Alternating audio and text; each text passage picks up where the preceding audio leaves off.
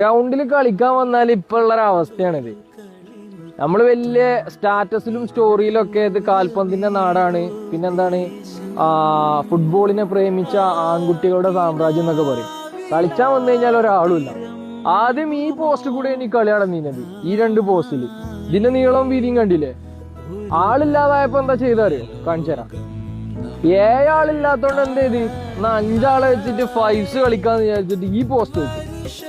ഈ പോസ്റ്റ് വെച്ചപ്പോ 5 ആളെയും കിട്ടാൻ പറ്റാത്ത അവസ്ഥ. എന്നാ ആയിക്കോട്ടെ, എന്നാ കുഴപ്പമില്ല, വേറൊരു തന്ത്രം നോക്കി. എന്നാ ഇതാക്കണം, ഇതേപോലത്തെ കട്ട് പോസ്റ്റ് വെച്ച് നോക്കി. ഒരു 2:2 3:3 ഒക്കെ കളിച്ചാൽ മതി. സത്യത്തിൽ ഇനി പോസ്റ്റ് വെച്ചിട്ടൊന്നും കാര്യമല്ല. ആളെന്ന് പറഞ്ഞ സാധനമല്ല. എല്ലാരും ഫോണിൽ സ്റ്റോറിയും സ്റ്റാറ്റസും മാത്രമേ ഉള്ളൂ.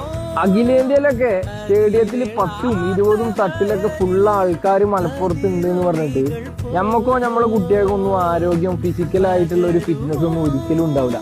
അതൊക്കെ നൈജീരിയൻസിലും നാട്ടിൽ കളിക്കുന്ന ഒരു 10 ആൾക്കും ഉണ്ടാവും, അല്ലെങ്കിൽ അഖിലേന്ത്യയിൽ നമ്മളെ ഏരിയയിൽ നിന്ന് കളിക്കണം. എന്നാൽ പോലും നമ്മളൊന്ന് ആലോചിച്ച് നോക്കി, അഖിലേന്ത്യയിൽ നിന്ന് എത്ര ആൾക്കാര്, നമ്മുടെ നാട്ടിൽ നിന്ന് എത്ര ആൾക്കാർ അഖിലേന്ത്യ കളിക്കുന്നുണ്ട്? അത് വളരെ ചുരുക്കമായിരിക്കും. ഇപ്പോൾ അവസ്ഥ എന്താ വെച്ചാല്, 14 ആൾക്കാർ കൂടിയിട്ട് ഒരു പന്ത് വാങ്ങാൻ കപ്പാസിറ്റി ഇല്ലാത്ത സമയത്ത് ഒരുപാട് ആൾക്കാരുണ്ടായിരുന്നു. പക്ഷെ ഇപ്പൊ എല്ലാവർക്കും ഓരോ പന്ത് വാങ്ങാനുള്ള കപ്പാസിറ്റി ഉണ്ട്. പക്ഷെ പന്ത് കുറെ ഉണ്ടായിട്ട് കാര്യമില്ലല്ലോ, കളിക്കാൻ ആളില്ലാത്ത അവസ്ഥയാണ്.